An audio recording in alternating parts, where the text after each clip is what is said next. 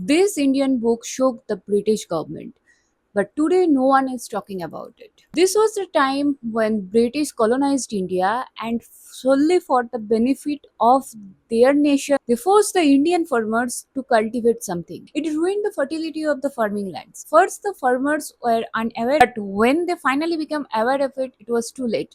At that time, British government has already established a system they cannot escape from. And it was not just the Britishers, even the local jamidars and moneylenders were into it. And every of them was holding the power.